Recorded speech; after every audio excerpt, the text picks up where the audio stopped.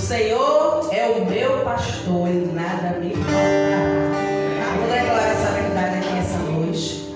O povo de Deus não tem falta de absolutamente nada. Nós somos completos em Jesus. Amém? Fica de pé no seu lugar para a gente começar o nosso culto de louvor e adoração ao Senhor. Vamos declarar que só Jesus tem poder para salvar. Ele nos salvou, salvará as nossas famílias. Ele salvará todo aquele que quiser se render a Ele.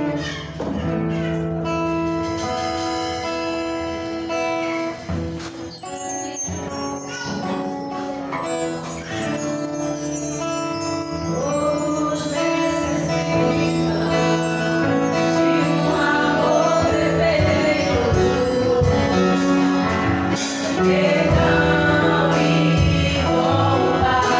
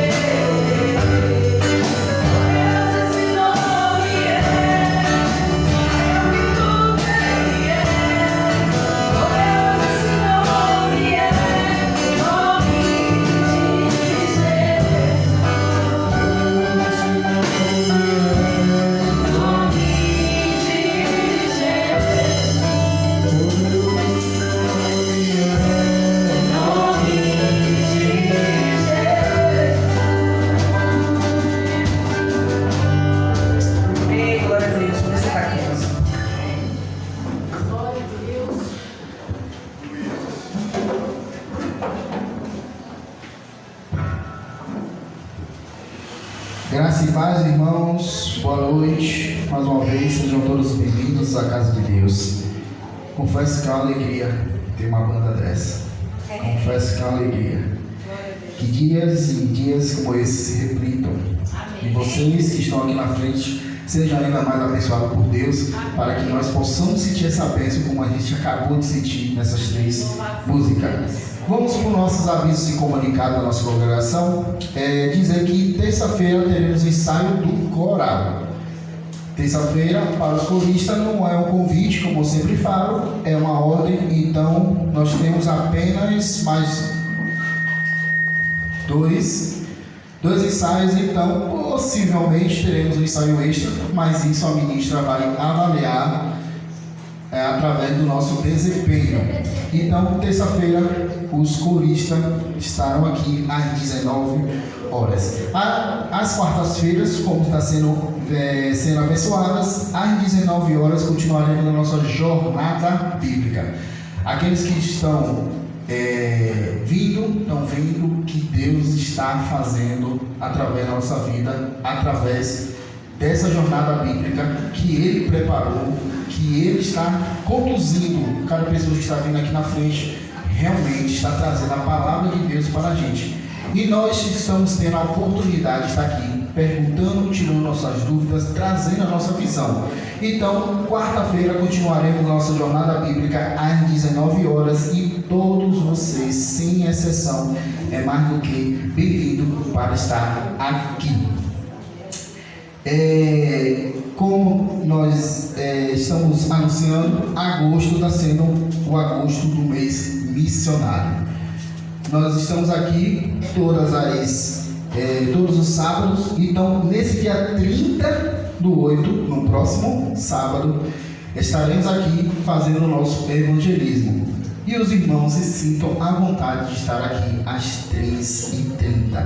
Próximo sábado teremos evangelismo e mais uma oportunidade, não só de falar o evangelho e a palavra de Deus para aqueles que estão lá fora, mas também para anunciar o mutirão Vida na Vida, que será dia 6/9. Então, sábado é dia de evangelismo. Amém? Amém. Posso contar com todos? Amém. Bom, aqueles que puderem vir, se sintam à vontade de estar aqui. Como anunciei, o nosso mutirão Vida na Vida está chegando. O nosso segundo mutirão Vida na Vida está chegando. Nós temos alguns convites aqui na banda da Evan, também tem um convite ali no braço da mídia. E vocês podem ficar à vontade de convidar todo mundo aqui da região. Confirmado, nós temos o pessoal do INSS, que ouvi, da Prefeitura, Bolsa Família e o BPC. E também tem 3 médicos já confirmados, 2 clínicos e a cardiologista, não é isso? E muitas outras coisas que ao decorrer dos dias da semana as pessoas, os voluntários, as pessoas que estão aqui vão confirmando e a gente vai passando para os irmãos. Então, o nosso segundo mutirão, Vida na Vida, dia 6/9/2025. E também, como nós já vemos anunciando, nós teremos a nossa camisa que será usada no dia do mutirão e depois vai virar a camisa da congregação. Ela custa apenas R$20. Mostrei o modelo domingo passado e está muito bonita. E os irmãos que ainda não confirmaram, eu acredito que todos já assinaram. Mas se alguém não assinou, se alguém não falou eu quero, então procure a liderança. Essa camisa aí está sendo aí projetada. Procure a liderança para você também ter essa camisa, para quando a gente sair em evangelismo, todo mundo sair nos bairros com essa camisa, dizendo: eu amo servir e eu faço parte ali da congregação Batista Teosópolis, na rua A, número 35. No dia 7 nós teremos o aniversário da nossa congregação. No dia 6 o mutirão e no dia 7 nós teremos o aniversário da nossa congregação. Irmãos, está sendo uma bênção passar esse tempo aqui. Continuamos orando por todos esses avisos, toda essa agenda que está aqui, que tudo possa acontecer com a vontade de Deus. O mutirão, os evangelismos, o aniversário da igreja, que tudo possa ocorrer conforme Deus já já planejou e que nós possamos cumprir esse plano que Ele passou para a gente. E avisando também aos irmãos que normalmente eu não costumo avisar no culto, eu vou direto a pessoas, mas dessa vez eu vou fazer diferente. Para o aniversário da congregação, eu vou fazer um pequeno, breve documentário. E aqueles irmãos que se sentirem à vontade de querer participar, não vou querer muito sopar para não ficar um vídeo muito longo, mas para falar desse um ano que Deus preparou para a gente. Então, estarei esperando os irmãos entrarem em contato para me amar, eu quero fazer. E aí a gente vai conversar como vai fazer, como vai gravar, falar todos os detalhes. Então, os irmãos que queiram gravar esse pequeno vídeo, não vai ser um longo vídeo, mas que queiram gravar, entre em contato comigo que nós vamos fazer. E esse pequeno documentário, esse pequeno vídeo vai ser projetado no dia do aniversário da congregação. É um vídeo de ação de graça, de como Deus já derramou graça nas nossas vidas, do último aniversário até esse segundo aniversário. Então, os irmãos que querem sentir à vontade, pode entrar em contato comigo, mas se ninguém entrar, eu vou até vocês. Não tem problema, viu? Mas eu estou dando esse livramento para os irmãos. Se sinta à vontade, viu? E também, quando eu entrar em contato, dizer não é obrigatório, mas o convite está posto. O nosso tema de oração do mês, assim como vai ser projetado,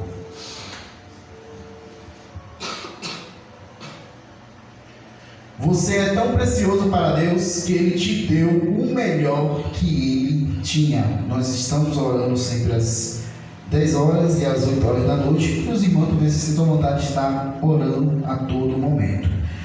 Em 1 João 4, do versos 10 aos 9, nos diz: vamos ler todo mundo junto? Desta forma, Deus manifestou o seu amor entre nós.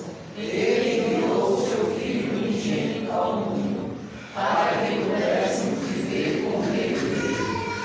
Amém. Além do tema da oração, nisto consiste o amor. Não em que nós tenhamos amado a Deus, mas em que Ele nos amou e enviou o seu Filho como expiação pelos nossos pecados. Não só orar por esse tema, você é tão precioso para Deus que Ele te deu o melhor que Ele tinha, mas também os irmãos que puderem refletir em 1 João, do capítulo 4, do verso 9 ao 10. E nesse primeiro momento de oração, vamos orar pelo seguinte tema: oração de intercessão pelo papel e responsabilidade da igreja perante a comunidade.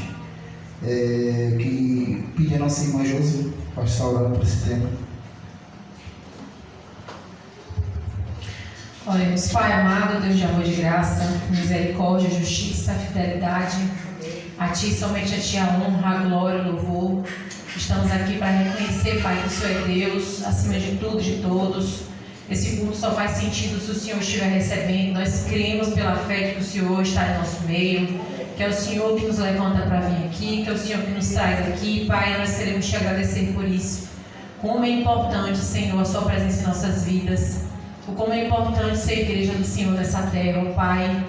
Ó Pai, nós queremos nesse momento Te agradecer pela importância dessa comunidade, Pai, de fé nesse momento aqui, que nós estamos Te adorando, Senhor.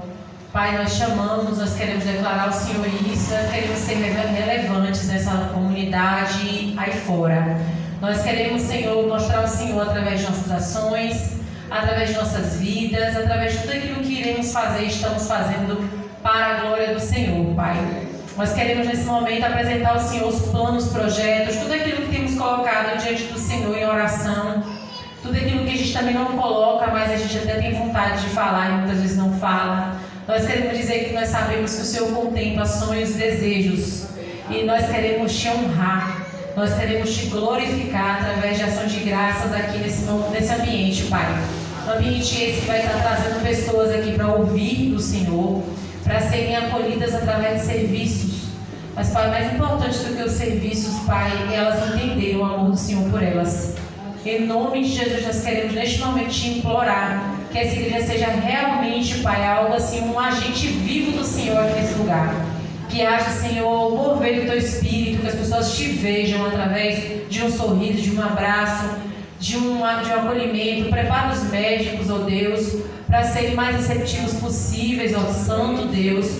Que a recepção, o alimento que vai ser colocado, Pai, que os atendentes que são de fora, que não te têm ainda como Senhor e Salvador, Deus, que eles possam sentir a Tua presença aqui, ó Pai.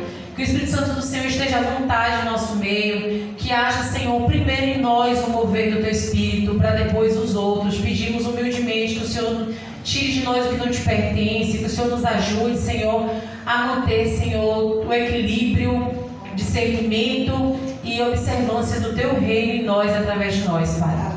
Obrigada por esse tempo, obrigada por mais um mutirão que vai acontecer. E nós cremos, ó Pai, pelo poder do Espírito Santo, que grandes coisas irão vir.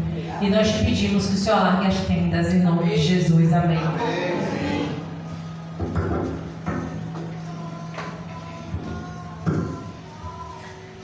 E vamos adorar o Senhor agora através dos nossos dízimos e ofertas. Convidar a nossa irmã Maria para vir aqui e nos auxiliar nesse momento. Vamos olhar a palavra do Senhor que está lá em 2 Coríntios 9, dos versos 6 a 8. Vamos juntos? Lembre-se, aquele que semeia com moderação também colherá moderadamente, e aquele que semeia com fartura também colherá fartamente. Cada um contribua conforme determinou no coração, não com pesar nem por obrigação, pois Deus ama a quem dá com alegria. Deus é poderoso para fazer que toda a graça seja acrescentada a vocês, para que em todas as coisas, em todo o tempo, tendo tudo o que é necessário, vocês transbordem em toda boa obra. Amém. Glória a Deus. E Maria Clarear, então vamos louvar o Senhor.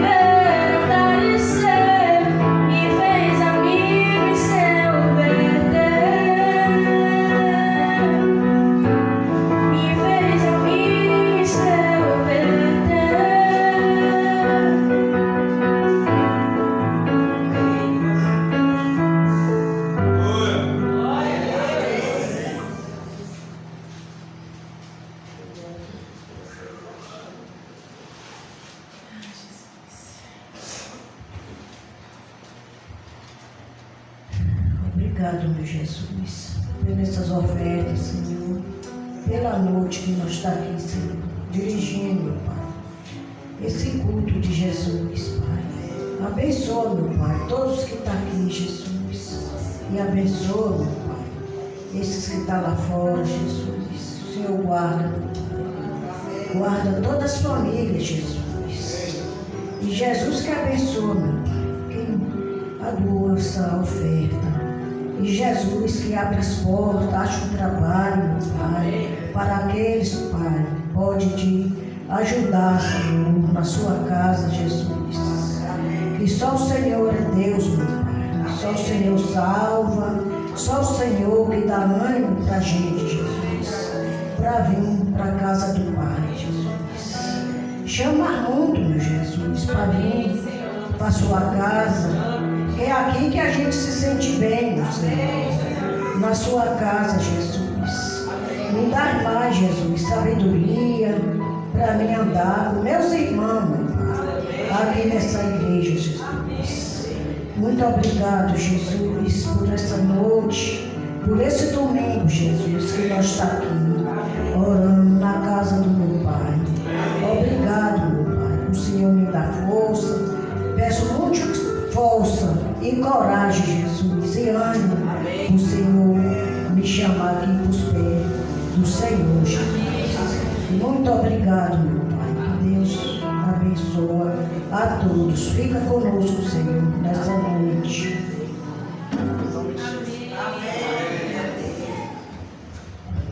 Traz mais, Senhor. Amém. Vamos ler a palavra do Senhor que está lá em Mateus 6, dos versos 25 a 34. Juntos, né? Vamos lá? Por isso digo a vocês que não se preocupem com a própria vida, quanto ao que comer ou beber, nem com o corpo, quanto ao que vestir. A vida não é mais importante do que a comida, e o corpo mais importante do que a roupa. Observem as aves do céu, não semeiam, nem colhem, nem armazenam segredos. Contudo, o Pai Celestial a vocês as alimenta. Vocês não têm muito mais valor do que elas? Quem de vocês, por mais que se preocupe, pode acrescentar uma hora que seja a sua vida? Porque vocês se preocupam com roupas, vejam como crescem os lírios do campo. Eles não trabalham nem tecem. Contudo, digo a vocês que nem Salomão, em todo o seu esplendor, vestiu-se como um deles. Se Deus veste assim a erva do campo, que hoje existe e amanhã é lançada no fogo, não vestirá muito mais a vocês, homens de pequena fé? Portanto, não se preocupem dizendo: o que comeremos, o que beberemos, ou o que vestiremos? Pois os gentios correm atrás dessas coisas, mas o Pai Celestial de vocês sabe que precisam delas. Busquem, pois, em primeiro lugar o reino de Deus e a sua justiça, e todas essas coisas serão acrescentadas a vocês. Amém. Portanto, não se preocupem com o amanhã, pois o amanhã trará as suas próprias preocupações. Basta a cada dia os seus próprios problemas. Amém. Vamos descansar no Senhor, né? Sempre. Fica de pé e nós vamos agora dizer que um dia a gente estava lá num poço, morrendo de sede, cansado de viver essa vida caída. Jesus foi lá e se apresentou a gente e nos deu de uma água que a gente nunca mais vai sentir sede. Ele faz assim: o alimento e a bebida que Jesus tem para nos oferecer, nos sacia. Na hora. Deixa eu declarar agora isso, amém? Então, de toda alegria e toda verdade no seu coração, do doce Quando o homem chover, e vai ser a vida.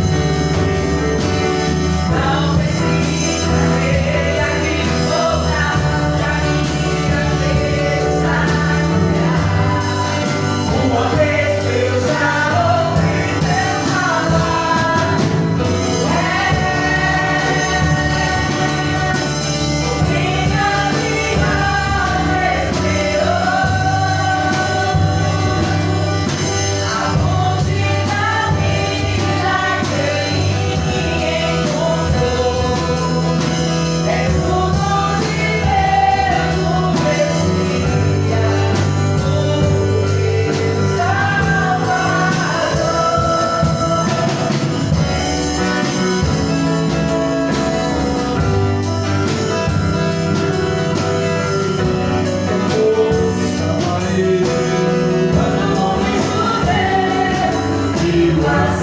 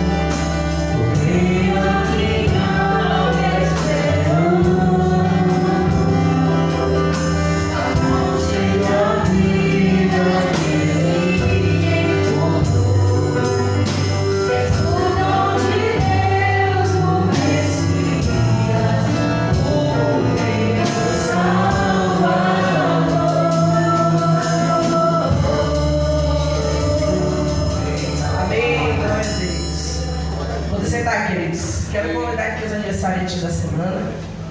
Se você não aniversariou, mas tem alguém da sua família que faz aniversário, você também pode vir. E as crianças e as mensageiras do rei para vir aqui à frente. E os irmãos que têm motivo de gratidão também, fiquem à vontade para vir aqui à frente. Agradecer a Deus por tudo que Ele tem feito.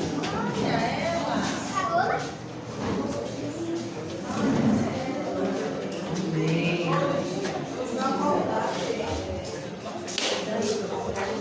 Orar, né, para Deus preparar a transição de Noemi e Vitória das mensageiras do rei, né? Amém?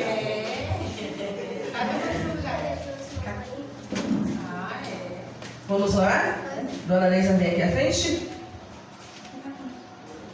Vamos esperar, vem, irmã.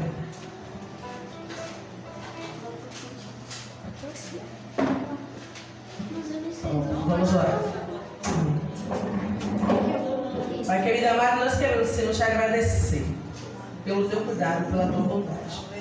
Obrigada, Senhor, porque o Senhor é o Deus que responde oração. Nós oramos pela vida de Noemi e Vitória semana passada e elas estão aqui. Obrigada, Senhor, pela bondade do Senhor sobre a vida de cada criança, de cada mensageiro do rei que está aqui essa noite, aqui não estão também. Pedimos a bênção do Senhor sobre cada vida, Pai. Eles possam amar o Senhor acima de todas as coisas. Queremos também, Senhor, agradecer ao Senhor pela vida dos irmãos que estão aqui à frente, com o coração grato. Querendo agradecer ao Senhor, querendo expressar diante dos irmãos que alcançaram algo que vem do Senhor. Pela fé estão aqui dizendo que o Senhor é bom e de fato o Senhor é. Fica conosco, recebe, Senhor, os motivos de gratidão aqui, expressados através da vida dos nossos irmãos. E nos ajuda, Senhor, a ser fonte de bênção na vida dessas crianças e dessas adolescentes. Precisamos do auxílio do Senhor em todas as coisas. Não nos cansamos de dizer que nós não sabemos de nada. Tudo que somos ou que fazemos de bom é porque o Senhor é que orienta, o Senhor quem faz. Fica conosco, o nosso pedido em nome de Jesus. Amém. Nosso irmão Ader, volta para a palavra.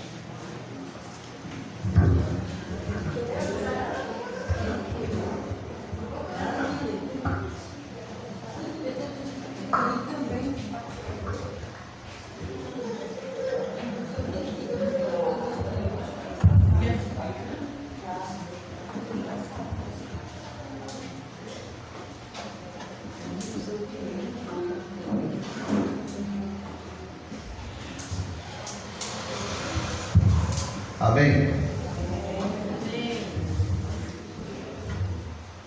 Não fiquem com medo do aviso de Romário, viu? É só um breve relato da visão de cada um. O que foi que aconteceu na sua vida aqui na congregação nesses últimos 12 meses, né? Se quiser falar os últimos 2 anos, não tem problema. Bonito o versículo aqui na frente. Porque o verdadeiro crescimento da igreja não são os números, é ver vidas formadas, vidas que se renderam e cresceram e se arraigaram no Evangelho. Essa é a maior bênção dentro da igreja. Irmãos, vamos abrir nossas Bíblias no livro de 2 Reis. Muito tempo que eu venho meditando nesse trecho. Já ouvi 2 pessoas falando sobre esse trecho, mas o que Deus me falou foram coisas muito específicas. Eu queria compartilhar com os irmãos que Deus tem me falado em oração, nos momentos com Ele. 2 Reis, capítulo 5, de 1 a 14.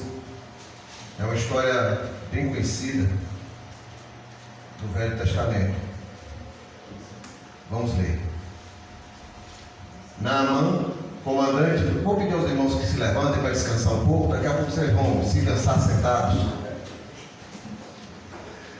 Vamos lá. Naamã, comandante do exército do rei de Arã, na verdade é Síria, era um homem importante para o seu senhor e bastante respeitado, pois por meio dele o Senhor dera a vitória a Arã, Síria. Mas esse guerreiro valente sofria de lepra. Ora, tropas da Síria haviam atacado Israel e levado cativa uma menina que passou a servir a mulher de Naamã. Um dia a menina disse à sua senhora: se o meu senhor procurasse o profeta que está em Samaria, ele o curaria da sua lepra. Naamã foi contar ao seu senhor o que a menina israelita dissera. O rei da Síria respondeu: vá, eu darei uma carta que você entregará ao rei de Israel. E então Naamã partiu, levando consigo 10 talentos de prata, 6.000 ciclos de ouro e mudas de roupas finas. A carta que levou ao rei de Israel dizia: com esta carta estou te enviando Naamã, meu oficial, para que o cures da sua lepra. Assim que o rei de Israel leu a carta, rasgou as vestes e disse: por acaso sou Deus, capaz de conceder vida ou morte? Por que este homem me envia alguém para que eu o cure da sua lepra? Vejam como ele procura um motivo para se desentender comigo. Quando Eliseu, o homem de Deus, soube que o rei de Israel havia rasgado as suas vestes, mandou-lhe esta mensagem: por que rasgaste as tuas vestes? Envia o homem a mim, e ele saberá que há profeta em Israel. Então Naamã foi com seus cavalos e carruagens e parou à porta da casa de Eliseu. Eliseu enviou um mensageiro que lhe dissesse: vá e lave-se 7 vezes no rio Jordão, e sua pele será restaurada e você ficará purificado. Naamã, porém, ficou indignado e saiu dizendo: eu estava certo de que ele sairia para me receber, invocaria em pé o nome do Senhor, o seu Deus, moveria a mão sobre o lugar afetado e me curaria da lepra. Não são os rios Abana e Farfar em Damasco melhores do que todas as águas de Israel? Será que eu não poderia me lavar neles e ser purificado? Deu meia volta e foi embora, furioso. Os seus servos foram até ele e lhe disseram: meu pai, se o profeta tivesse pedido alguma coisa difícil, o senhor não faria? Muito mais quando ele apenas diz: lave-se e seja purificado. Assim ele desceu ao Jordão, mergulhou 7 vezes, conforme a ordem do Senhor de Deus, e foi purificado. A sua pele tornou-se como a de uma criança. Senhor, louvamos o teu nome pela tua palavra. A tua palavra é a verdade, e a tua palavra que nos alimenta, que nos renova, que nos fortifica, que nos dá direção, que nos dá revelação da vontade do Senhor. Fala-nos, ó Deus, através da tua palavra, porque temos que ouvir pela tua palavra, porque é ela que gera fé, Senhor. Fica conosco, no nome de Jesus. Amém. Irmãos, eu já vi muitos sermões em cima desse trecho, confesso aos irmãos, mas tem algumas coisas aqui específicas que o Senhor trouxe para o meu coração ao longo dessas últimas semanas, e eu quero compartilhar aqui com os irmãos. Primeiramente, as histórias que são registradas na Bíblia, é bom a gente fazer essa introdução, são para a nossa edificação. As histórias não estão na Bíblia à toa, não estão aqui aleatoriamente. Como é que a história de uma menina que foi levada como um troféu dentro de uma guerra, levada como escrava? O que é que isso tem a ver para mim hoje? Tem muita coisa a ver. É só você abrir o coração e deixar o Espírito Santo falar na tua vida. As histórias são registradas para a nossa edificação. Assim determinou o dono da palavra, que é dele. Deus, da sua sabedoria, inspirou o registro dessas histórias, seja ela qual for, para vermos como pessoas semelhantes a nós viveram suas lutas, viveram seus dilemas, viveram suas dificuldades, viveram seus anseios. Então Deus está mostrando através dessas histórias que nós somos iguais a eles, que nós temos as mesmas lutas, os mesmos anseios, as mesmas dificuldades, tudo igual, as mesmas limitações, as mesmas fraquezas nós temos. Mas as histórias mostram também que Deus andou no meio deles, querendo se relacionar com eles, querendo estar com eles, querendo abençoá-los, querendo estar no meio da sua agenda, do seu calendário, da sua programação, das suas escolhas, querendo estar no meio da sua vida, do seu trabalho, do seu estudo. Ele queria estar no meio deles, se apresentando: eu quero ser seu Deus, eu quero te ajudar, eu quero te guiar, eu quero te salvar, eu quero te resgatar, anda nos meus caminhos. Querendo se apresentar, se relacionar com cada um deles. Não é diferente das nossas vidas, não é diferente. Nós estamos escrevendo a Bíblia das nossas vidas. Nós temos as nossas escolhas também, os nossos anseios, as nossas histórias, os nossos relacionamentos, as nossas fraquezas, as nossas limitações, e Deus está perto de nós, querendo andar ao nosso lado para nos proteger, nos guiar, nos sustentar, ser o provedor das nossas vidas. Essa é a Bíblia das nossas vidas. Essa história que o mundo aí fora está olhando, a Bíblia que representa a minha vida. É isso que existe. Então a Bíblia não está ali à toa, nenhuma história está aqui à toa. E a sua história não está à toa também. Está na mão do Senhor. Ele tem o controle de tudo. Ele está no controle de tudo. Então nós estamos vendo aqui um relato sobre Naamã. Quem é Naamã? Ele é um homem da Síria. A Síria é um país que fica ao norte de Israel, ao norte.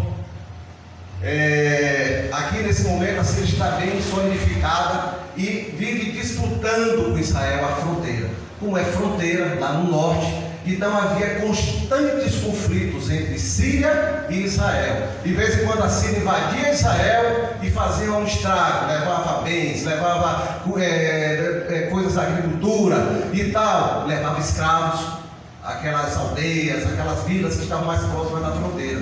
De vez em quando Israel entrava, devolvia, expulsava eles, entrava na Síria e fazia algo parecido. Então ficava esse constante entre eles dois. Até hoje existe isso. Israel e Síria. Até hoje é isso aí. O norte de Israel, a fronteira com a Síria.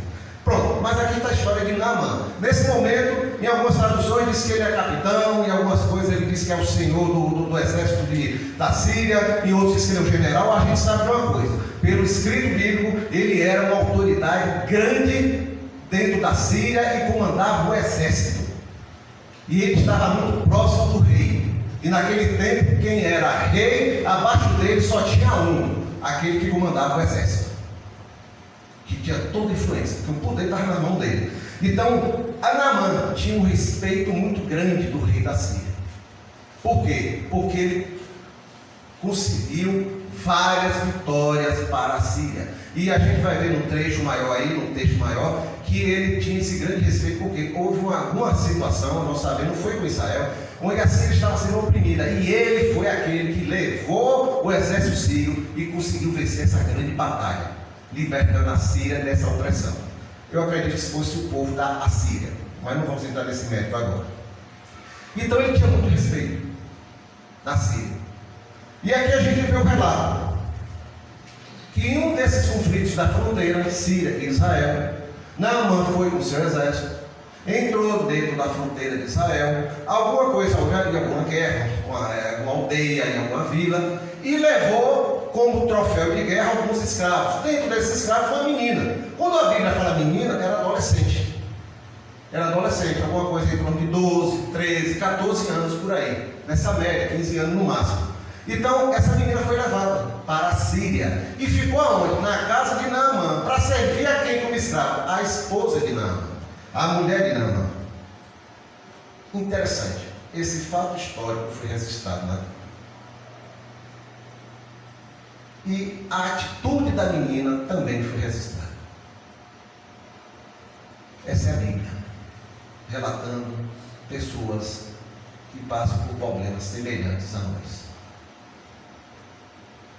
Vamos descer mais a fundo nisso aí. Essa menina,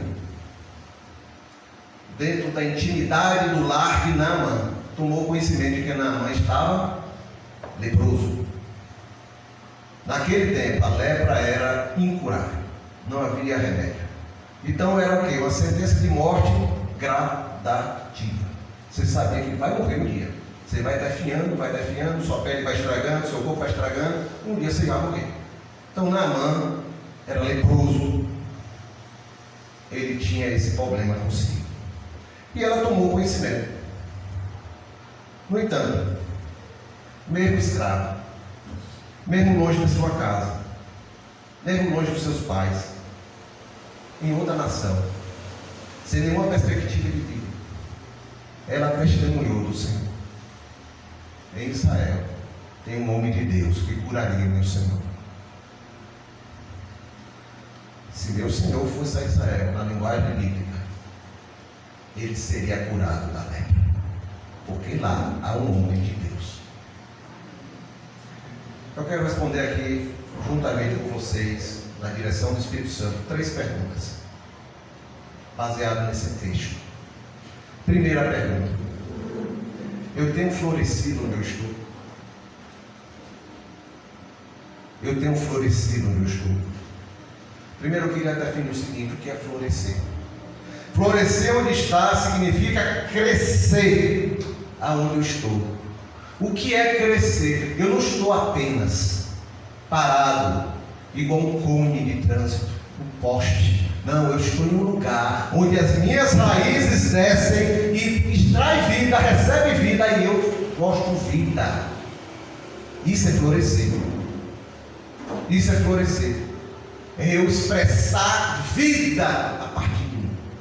Tem que florescer com vida. Não é só estar parado no lugar. Não, é ter vida. Florescer é gerar vida. Eu gero vida. Eu mostro que está fluindo vida de dentro de mim. Vida dos meus atos, vida das minhas atitudes.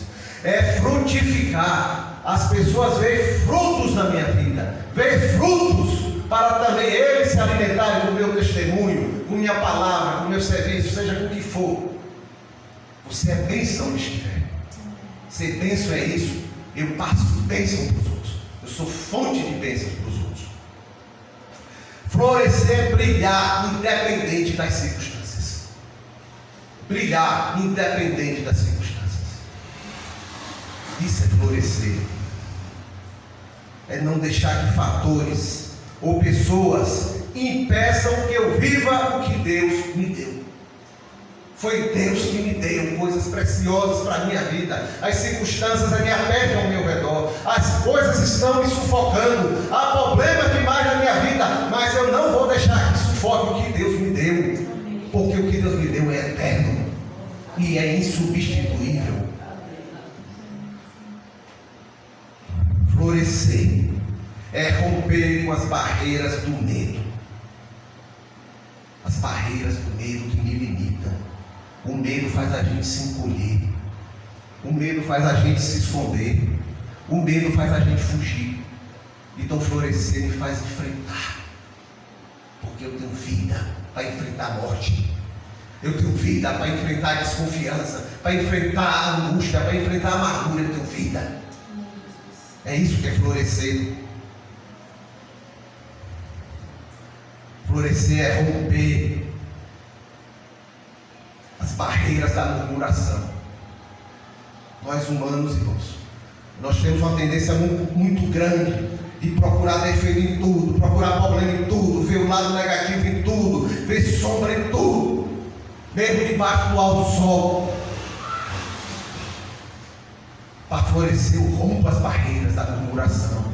Por quê? Porque a murmuração me faz gerar ingratidão ao meu Deus. O Salmo 77, eu fiz muito estudo sobre o Salmo 77 ultimamente, no meu trabalho de conclusão do curso. O Salmista 77, no início do Salmo, ele rememora coisas que Deus fez no passado, mas ele está rememorando para lamentar do Senhor, para se queixar do Senhor. O Senhor não está sendo mais benevolente comigo. Isso é só a bondade do Senhor. A misericórdia já não mais existe. Ele começa a lembrar por quê? Porque ele cria expectativa de que Deus ia fazer como ele queria, de que ele ia fazer o que está no projeto dele. Mas como não saiu do projeto dele, ele se queixa a Deus.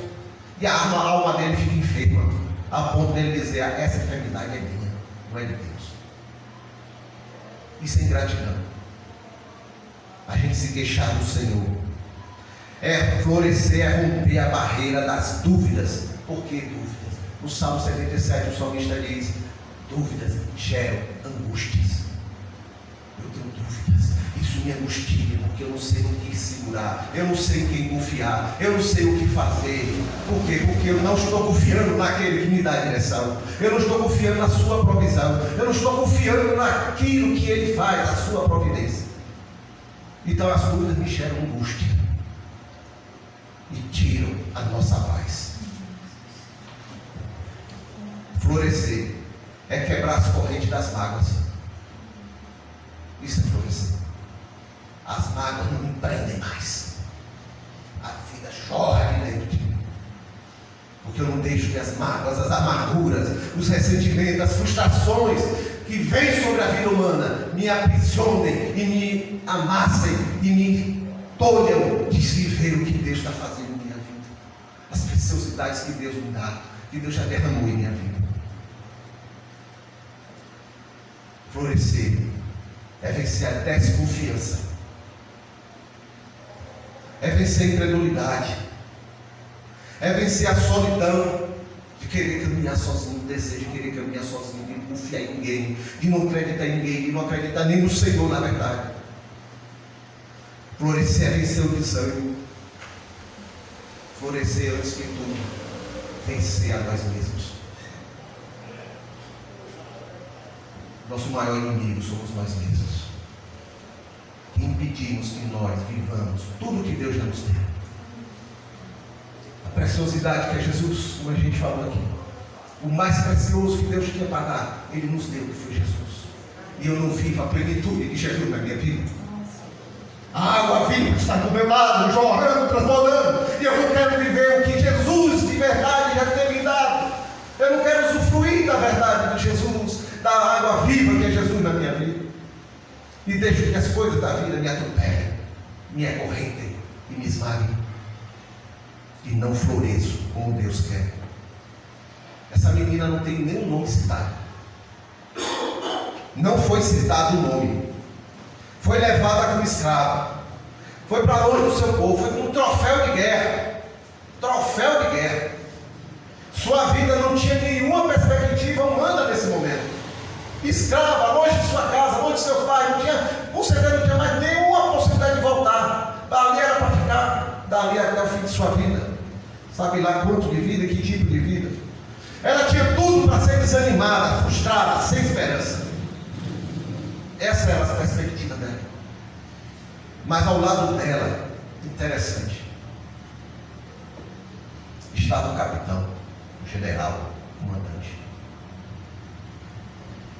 Cheio de poder o Senhor, mas estava sem perspectiva também, estava leproso, ia morrer, em algum momento ele ia morrer.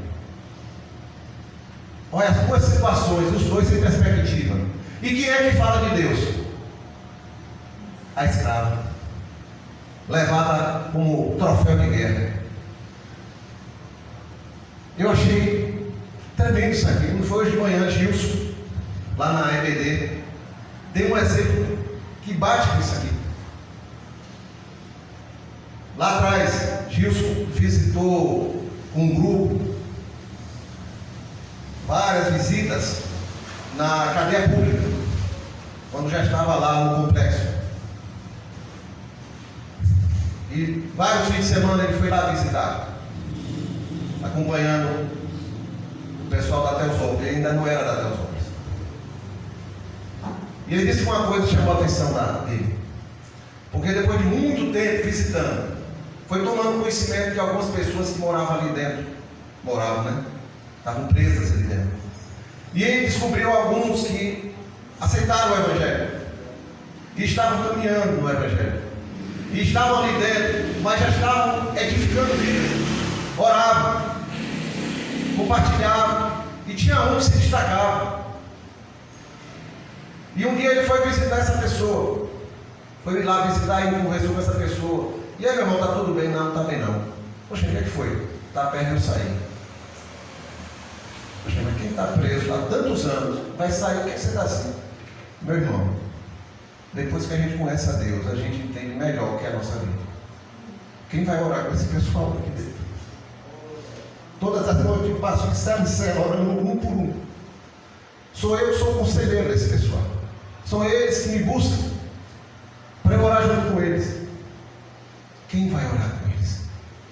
Quem vai tomar conta deles? Floresceu dentro da prisão. Floresceu onde era improvável. Então, ao lado da menina, estava um capitão também sem perspectiva. Mas essa menina conhecia Deus.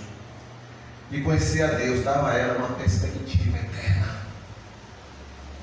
Enquanto aquele homem não tinha perspectiva humana, terrena, ela tinha uma perspectiva eterna. Meu Deus é poderoso. Meu Deus controla tudo. Meu Deus pode mudar situações mais difíceis e complicadas.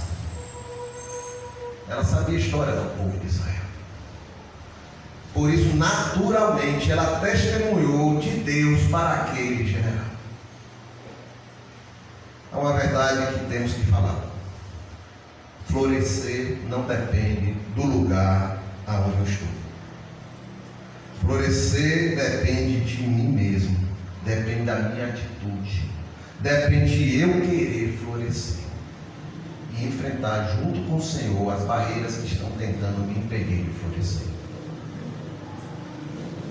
Quando eu creio verdadeiramente em Deus e cultivo sua presença em minha vida através do relacionamento de intimidade com Ele, eu posso louvar a Deus diante de qualquer situação.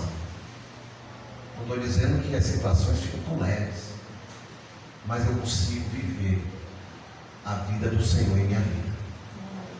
O que foi que aconteceu com Paulo e Silas na prisão? Acabaram de chegar na cidade, prega o evangelho, vai para cá, vai para lá. Em algum momento foram presos, açoitados, arrastados, humilhados, jogados dentro de uma cadeia. A cadeia da cadeia romana era no subsolo, ficava lá embaixo, na escuridão, na umidade. Mas quando a coisa sossegou e tal, o louvor ao Senhor saiu dos seus lábios. Foram louvar a Deus. Por quê? O que foi que aconteceu com Paulo e Silas? Eles estavam alegres por estar na prisão? Não. E que ia estar alegre por estar na prisão? Eles estavam confiantes que se eles estavam ali, foi porque Deus permitiu que eles estivessem. E se eles estavam ali, algo o Senhor ia fazer através da vida deles. E eles floresceram e louvaram ao Senhor. E a transformação de vida aconteceu naquela noite. Vidas se converteram ao Senhor. Isso é florescer. Paulo escreveu suas cartas da prisão lá em Roma. Várias cartas foram lá. E ele se apresentava, eu, prisioneiro do Senhor. Prisioneiro do Senhor? Poxa, ele está preso pelo Império Romano, não. Prisioneiro do Senhor, porque eu estou aqui até o dia que o Senhor permitir. Então, não posso falar abertamente lá fora, eu vou falar por cartas. Não posso ir diretamente, eu vou orar. Ele floresceu dentro da prisão. Esse é o apóstolo Paulo. A gente viu aqui, estudou aqui com o Filipe, a história de José. Foi quase 13 anos de humilhação, perseguição, abandonado maltratado pelos seus próprios irmãos, ameaçado de morte, foi jogado como escravo, vendido, foi para o Egito, foi aprisionado, foi tratado com injustiça, foi caluniado, foi tudo. Mas o que foi que sobressaiu na vida de José? O seu testemunho. E quando ele chega diante de Faraó, o que é que Faraó diz? Nesse homem há a presença poderosa do Deus dele. Floresceu diante de circunstâncias negativas. Leandro, mas quando você está numa situação melhor, você frutifica também. Frutifica. Mas depende de mim. Depende da minha atitude. Depende de eu querer. Saul foi nomeado rei de Israel. Com toda a pompa. Com toda a mordomia que um rei teria. Todos os direitos. E Deus chega para ele e diz: Raul, se você andar nos meus caminhos, eu abençoarei o teu reino. O que aconteceu, moçada? Se afastou gradativamente do Senhor, e o Senhor lhe tirou o reino. Depende de nós. Segunda pergunta: como eu convivo com aquilo que não está no meu controle? Como eu convivo com aquilo que não está no meu controle?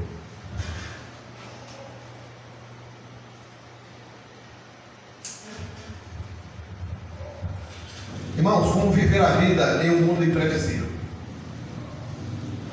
Como viver bem e ao mesmo tempo aceitar as coisas que estão fora do nosso controle. Será que é possível, irmã Lena, a gente não ser afetado por coisas que a gente não tem controle? É possível. E você está aqui imune a todo tipo de acidente, todo tipo de doença, todo tipo de situação negativa. Quem de nós está imune? Ninguém. Uma doença pode afetar qualquer pessoa, por mais saúde que tenha. Um acidente, por mais cuidado que a gente tenha. Teve gente que já morreu de avião sem nunca ter entrado no avião. Não é brincadeira uma coisa dessa, né? Eu vi um acidente que morreram umas 8 pessoas, 4 estavam em terra. O avião caiu num lugar povoado, 4 pessoas morreram, estavam em terra. A perda de um emprego, a gente escolhe perder o emprego? Não, pode acontecer. Por melhor que seja a nossa empresa, por melhor que seja o nosso trabalho, um prejuízo, você faz tudo certinho, bota tudo trancado, daqui a pouco você vê, está tudo destruído, ou alguém roubou. A morte de alguém próximo a nós, como pode acontecer isso? Não está no nosso controle. As escolhas erradas de um filho, de uma esposa, de um marido, de um parente, não temos controle sobre essas coisas. Não está nas nossas mãos. Irmãos, nós temos opiniões e pensamentos acerca das coisas. De tudo que acontece, eu tenho opinião e tenho meus pensamentos. Só que essas opiniões e pensamentos estão carregados de emoções, naturalmente, emoções humanas. Porque cada um vê de uma forma, cada um sente de uma forma. E essas emoções muitas vezes se tornam negativas e afetam nossas almas. Por quê? Porque em muitas situações eu vou ver com tristeza, eu vou ver com abatimento, eu vou ver com falta de esperança, eu vou ver com desânimo, com amargura. E isso vai afetar a minha vida.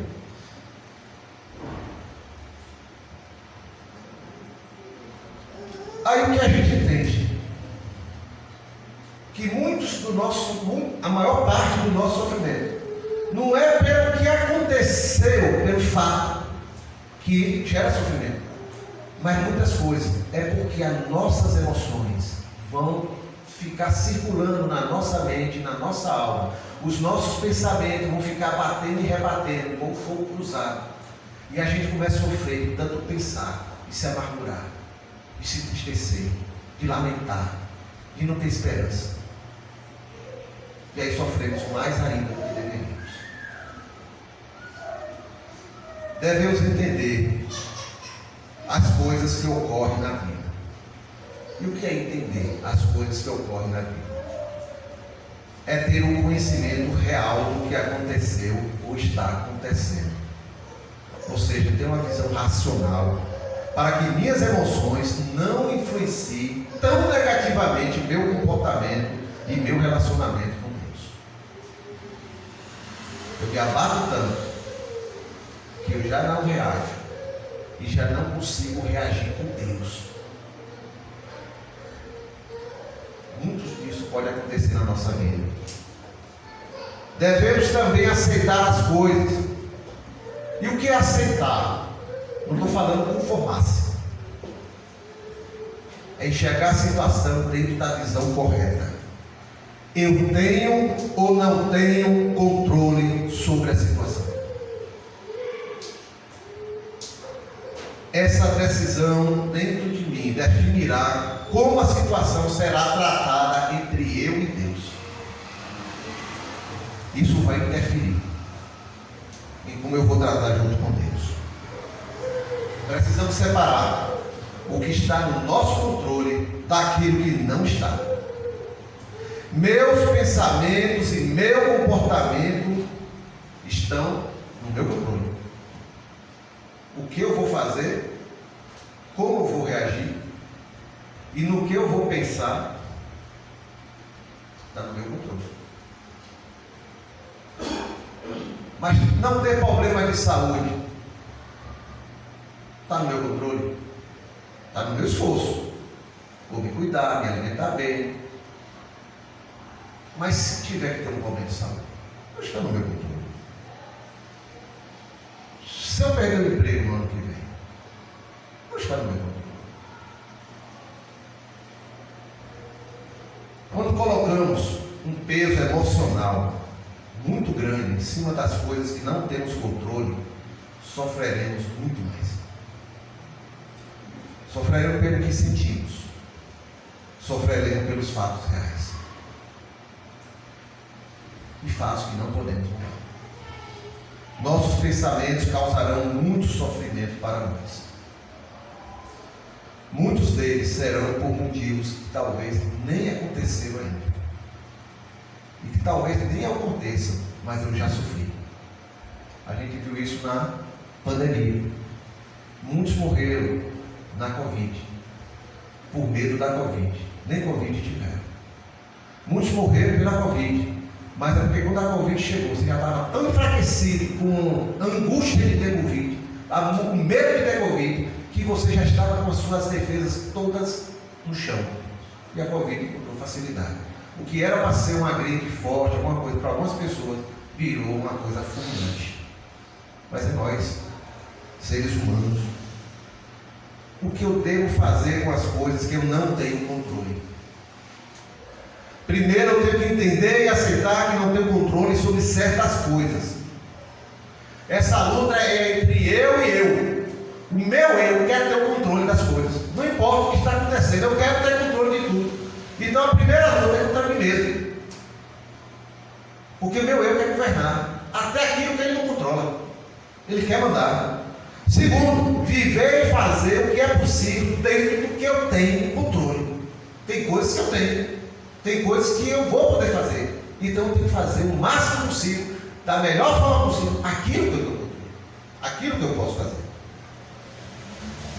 O que aconteceu com o pai do filho pródigo? O que foi que ele fez?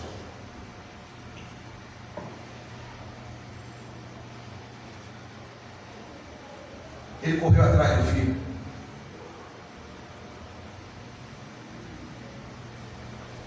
O que ele podia fazer até a hora que o filho saiu?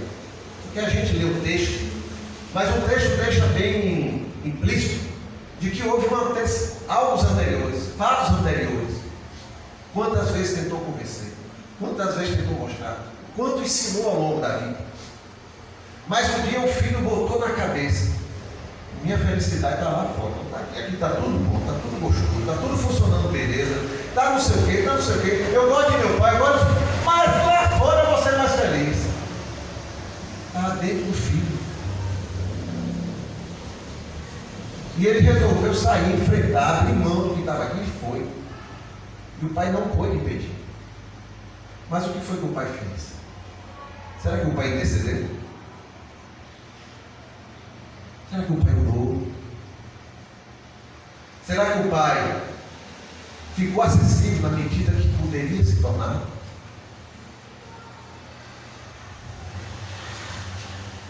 Será que o pai esteve sempre com o coração aberto para receber de volta do jeito que ele viesse e acolher como filho, não com revolta? O que é que temos controle? E o que é que não temos? O que é que às vezes não fazemos o que temos controle e queremos fazer o que não temos controle? Deus disse a Jacó, outro exemplo. Deus disse a Jacó: de ti eu vou fazer também uma grande nação, como eu prometi a Abraão, teu avô, prometi a Isaac, teu pai, e a partir de ti eu vou fazer uma grande nação. E eles vão herdar essa terra que você está pisando. Vamos pegar aqui o cenário que a gente já viu. Jacó chega no Egito com 66 pessoas. Ele, esposa Lia, seus filhos, os 11 filhos, suas noras, netos e provavelmente bisnetos, talvez tivesse algum, não sei. Pelo menos netos tinha. 66. Encontra José, a esposa e 2 filhos, mais 4. 66, mais 4, 70. São 70 pessoas. A Bíblia diz que Jacó viveu mais 17 anos depois que chegou o Egito. Então calcula-se que quando Jacó morreu, deveria ter ali em torno de 150 a no máximo 180 israelitas. Quando Jacó morreu, a nação era essa, né? Menos de 200 pessoas. O que é que passaria na cabeça normal do ser humano? Quem vai falar de Deus para esse pessoal, para a minha descendência? Como é que eles vão formar uma nação se tem menos de 200 pessoas num lugar que tem milhões?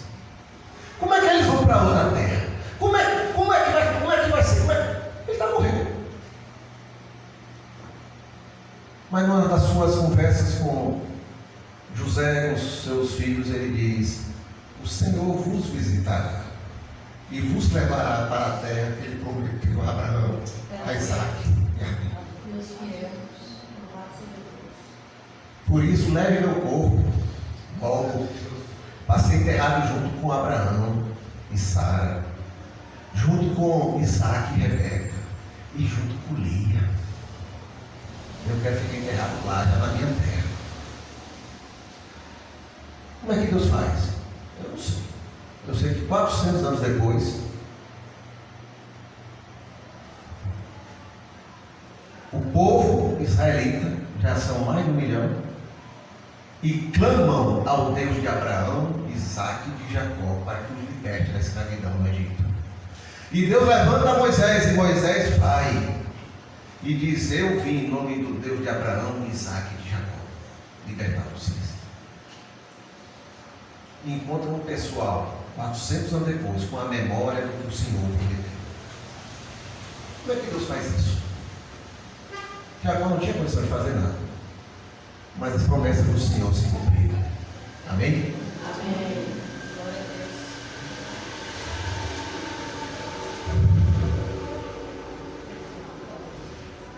Irmãos, precisamos escolher as batalhas que nos são possíveis. Há batalhas que teremos que lutar. Há batalhas que nós teremos que lutar, viu, Maria? Tem batalhas que é nossa. Deus chamou: levanta-te, pega a armadura e vai.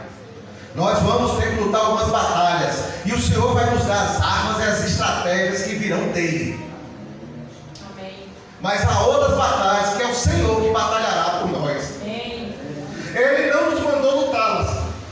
Ele não nos mandou lutá-las. Nossa luta é confiar nele, confiar que ele agirá da forma e no tempo dele.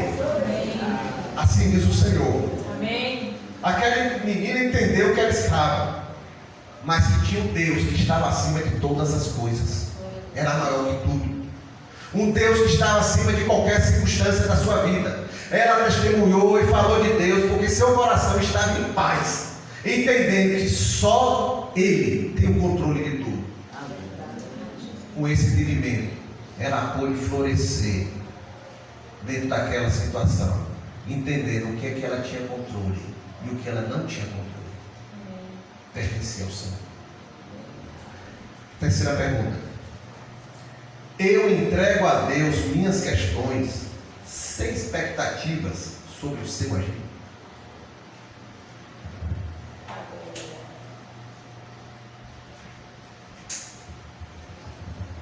Naamã seguiu o conselho da menina. A gente viu aí no texto. E foi cheio de esperança em busca do profeta Eliseu. Apesar dos deuses do seu povo, Naamã alimentou a expectativa de que o Deus de Israel iria curá-lo. A Síria tinha muitos deuses, mas aqui, o testemunho da menina fez aquele homem poderoso na Síria confiar que o Deus de Israel iria curá-lo. Irmãos, como tratamos o que não temos controle? Naamã não tinha controle sobre a doença. Essa é muito claro, né? Muito claro sobre isso. Estava leproso. Temos entregue a Deus tudo aquilo que não temos controle. Temos lutado apenas as batalhas que Deus nos confiou. ou nos envolvemos nas que são dele? Na história de Naamã, vemos que ele confiou em Deus. Ele confiou que Deus o curaria. Mas aqui houve uma questão. Ele criou dentro dele expectativas de como Deus faria a sua cura. Aqui criou-se um problema. Aí a gente viu no texto que Naamã ficou aborrecido, indignado, porque ele queria chegar com a caravana dele na frente da casa de Eliseu. Ele ia chegar, Eliseu sairia, viria à porta, o saudaria, oraria a Deus e depois tocaria nele e ele seria curado, sairia com todas as pompas, deixaria os presentes para Eliseu. Aconteceu tudo ao contrário.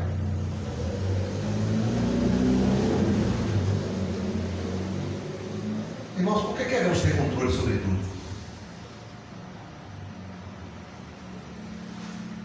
Inclusive quando a gente diz que entregou a Deus.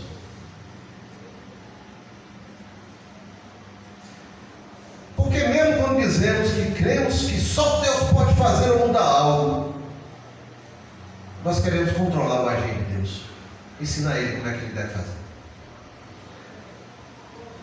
Deus não é refém das minhas expectativas. Amém. Deus não é refém das minhas ideias. Deus não é refém dos meus desejos. Deus não é refém do meu calendário, da minha agenda. Deus não é refém das minhas estratégias. Ele também não é refém das nossas ofertas. Você pode dar o que você quiser ao Senhor. Deus não é refém da sua oferta, nem da minha. Deus não é refém dos nossos sacrifícios.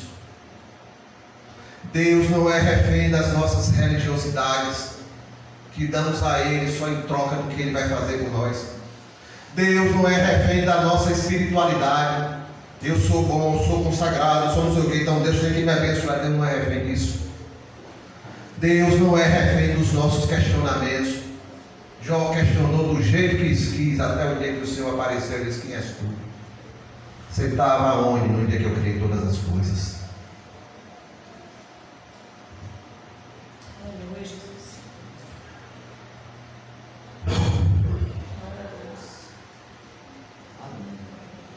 Deus não abre mão da sua soberania para ninguém. Há pessoas que oram, jejuam, têm rotinas e práticas, repetem expressões que manifestam uma profunda espiritualidade. Mas há uma característica comum entre muitas pessoas assim, que entrega a Deus, mas quer ter o controle do agir de Deus. O tempo vai passando e a resposta da forma como queriam não acontece. Começam a questionar Deus e a deixar de acreditar que Deus intervirá na sua situação. Em muitas situações das nossas vidas, irmãos, Deus nos conduzirá por caminho que não planejamos. Em muitas batalhas das nossas vidas, Deus vai nos conduzir por caminhos que não planejamos. Ele diz: é por aqui, mas seu aqui é melhor. Aqui é que eu vou agir. Amém. E nós temos que obedecer. Amém. Em muitas situações, Deus vai levantar soluções que não contávamos, Amém. não esperávamos, mas é ali que o Senhor vai dar a solução. Amém, Jesus. Há muitas situações, irmãos, que nós vamos receber ajudas que não esperávamos, de quem não esperávamos, mas Deus tem o controle de tudo. Amém, Senhor. Muitas vezes vamos receber ajudas em situações de pessoas que nós não escolheríamos andar junto, não escolheríamos receber um conselho, não escolheríamos que viesse na minha casa para orar por mim, não escolheríamos para caminhar. E Deus está dizendo: é através dessa comunhão, desse relacionamento, que eu vou te abençoar. Amém, Jesus. Glória a Deus. Porque eu não me submeto ao Senhor. Muitas situações Deus nos conduzirá para vencer um tempo em que não planejamos. É no tempo dele, nem mais cedo nem mais tarde, é no dele. Porque ele sabe a hora certa. Amém. Glória a Deus. precisamos ajustar nossas expectativas com o agir de Deus, ou não enxergaremos as suas ações, ou poderemos até perder as bênçãos que Ele quer nos dar. Até você está sendo radical nisso. Se Naamã fosse embora, ele se arrumou, virou as costas e ia embora. Ele seria curado?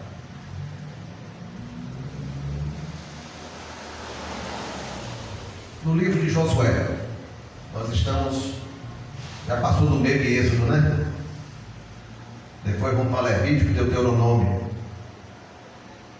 E vamos chegar a Josué. O livro de Josué é o livro que conta as guerras da conquista da terra prometida. O povo chega e agora tem que conquistar a terra. Quando a gente vai estudar o livro de Josué, são 31 batalhas no livro de Josué. Viu, amigo? 31 batalhas. Vou desafiar você a contar uma por uma lá dentro. 31 batalhas. Tem um segredo: nenhuma batalha foi igual a outra. Em cada uma Deus deu a estratégia, uma mais diferente do que a outra, porque as batalhas eram para ser lutadas na direção do Senhor. A parte do povo de Israel era entrar na terra e agora seguir a direção do Senhor, batalha por batalha. Era o Senhor que daria a direção. É assim a nossa vida, irmãos. São quantas situações que acontecem na nossa vida, e muitas vezes queremos lutar todas do mesmo jeito. Sabemos mais do que Deus, e Deus está esperando. Eu quero te ajudar, mas você não está deixando. Eu quero te orientar, mas você não está permitindo. Rapaz, eu tenho até aqui umas ferramentas para lhe ajudar, que facilitaria se você fosse por aquele caminho. Você foi pelo de lá e nem me procurou. Assim é a nossa vida. Assim é a nossa vida. E no fim a terra foi conquistada. 31 batalhas depois, todas de uma forma diferente, na direção do Senhor. Olha, irmão, mas teve um pedaço que não foi, realmente. Teve um pedaço da terra que não foi. Por que não foi? Por culpa dos próprios filhos de Israel, quando não seguiram o que Deus estabeleceu. Tem alguma coisa a ver com a nossa vida? Isaías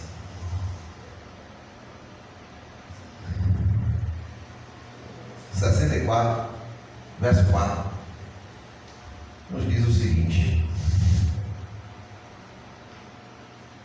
Isaías 64, 4. Desde os tempos antigos, ninguém ouviu, nenhum ouvido percebeu, e olho nenhum viu outro Deus além de ti, que trabalha para aqueles que nele esperam. Vamos repetir juntos? Desde os tempos antigos, ninguém ouviu, nenhum ouvido percebeu, e olho nenhum viu outro Deus além de ti, que trabalha para aqueles que nele esperam. Amém. O profeta descreve aqui a grandeza e o poder de Deus ao longo da história, desde a antiguidade. Ninguém viu, ninguém ouviu, ninguém percebeu Deus além de ti. Ele descreve a importância da fé para aquele que é paciente em esperar naqueles que esperam por Ele. Está definindo muito claro isso aí. Ele lembra que Deus também está sempre trabalhando. Desde a antiguidade Ele trabalha por aqueles que nele esperam. Sempre trabalha. Mesmo quando não percebemos, Deus está trabalhando. E Ele ainda diz que a nossa confiança nele é recompensada. Amém. Glória a Deus. Ele trabalha para aquele que nele espera. Assim diz o Senhor. Irmãos, que maravilha saber que temos um Deus que trabalha no nosso descanso. Aleluia. Em nosso favor. Sempre reservando o melhor para nós. Oferecendo aquilo que é bom e perfeito e agradável. Irmãos, como seus filhos, nós podemos experimentar a atuação dele em nossa vida. Mas precisamos aprender a esperar confiando no seu braço forte e não na nossa autossuficiência, que é natural do ser humano longe de Deus. É claro que temos nossa participação nas batalhas. Nós temos a participação humana. Mas, mesmo na participação humana, temos que agir inspirados pelo Espírito Santo de Deus, para fazer a nossa parte da forma como Deus quer que nós façamos. E assim podemos preservar a nossa tranquilidade, a nossa paz interior. No mundo tereis aflições, mas tende bom ânimo. Ele venceu este mundo. Ele venceu essa batalha. Para que nós tenhamos paz que excede todo o entendimento, mesmo no meio das batalhas. Muitas pessoas oram, mas têm uma dificuldade de descansar em Deus. Saber descansar é esperar. Saber descansar e esperar é tão importante quanto orar. Porque eu tenho que confiar no agir do Senhor. É um dos segredos, irmãos, de vivermos a plenitude do que Deus tem para nós. O Senhor tem plenitude de vida para nossas vidas, mesmo diante dos problemas. Quando ficamos ansiosos e nos precipitamos tentando ajudar Deus, não é isso que a gente faz? Às vezes a gente quer ajudar Deus, dá um empurrão, forçar uma situação, antecipar algo, interferir no processo, mesmo quando tentamos ajudar Deus. Isso está demonstrando que pensamos que sabemos trabalhar melhor do que Ele. Que o Senhor nos livre desse pensamento, dessa atitude. Temos um Deus, irmãos. Um Deus que sempre age para o nosso bem, abrindo caminhos onde a gente não abriria, intervindo nas situações onde a gente nunca imaginava que haveria intervenção. Mas Ele faz tudo para que termine da melhor forma possível. A nossa parte é entregar a Ele e descansar. E quando for para fazer a nossa parte, fazer na direção dEle. Amém. Deus, irmãos, é o melhor Pai do mundo. Amém, Jesus. Creia que Ele está no controle de todas as coisas. Não há motivos para ter medo. E nós veremos cada promessa de Deus se cumprindo no tempo certo, no tempo dele, feito por Ele. Descansemos o nosso coração, irmãos. Ele está no controle de todas as coisas. Amém. Em nome de Jesus. Amém. Amém. Amém. Vamos repetir esse versículo de novo, Isaías 64:4. Vou ficar em pé. Desde os tempos antigos, ninguém ouviu, nem o ouvido percebeu, e o olho nenhum viu outro Deus além de ti, que trabalha para aqueles que nele esperam. Chama a Anselma aqui para orar, Senhor. Glória a Deus, aleluia, Jesus. A maldição vai me trair. Bora aqui fazer o encerramento. Amém. Oremos então, irmãos. O Deus de Jacó, Israel, que é Deus de sempre. Ele está sempre à disposição daqueles que o esperam. Como o irmão mesmo disse, eu sou fruto dos meus problemas. Mas eu sei que se eu redimir o meu coração, o Senhor está sempre a aguardar para derramar a bênção. Assim como Ele libertou Israel, Ele vai nos libertar dos nossos problemas que nós mesmos criamos. Ou que chegaram até nós que nós não podemos, tivemos o poder de criá-los. Mas está posto. Ele continua sendo Deus dos exércitos, o Deus de Israel. Amém? Amém. Pai, no nome de Jesus, nós nessa noite te louvamos pela vida do teu servo. Nós te louvamos pela instrumentalidade dele. Nós te louvamos porque, independente da instrumentalidade, o teu Espírito, ó Deus, é que nos direciona. Então, demos graças ao Senhor, Deus, porque compreendemos que o Senhor continua a falar em meio ao teu povo. Enquanto servos, Deus, nós te pedimos, não nos deixa, Deus, nos afastarmos da tua palavra. Tira toda a cera dos nossos ouvidos, toda a cegueira dos nossos olhos, toda a dificuldade de interpretação, de entendimento, ó Deus, que o inimigo das nossas almas tem trazido até nós. Nos faz, ó Deus, entender a tua palavra nitidamente, assim como o Senhor quer falar. Nos faz compreender, ó Deus, até onde nós estamos indo, mas nos faz compreender também, ó Deus, até onde o Senhor quer nos levar.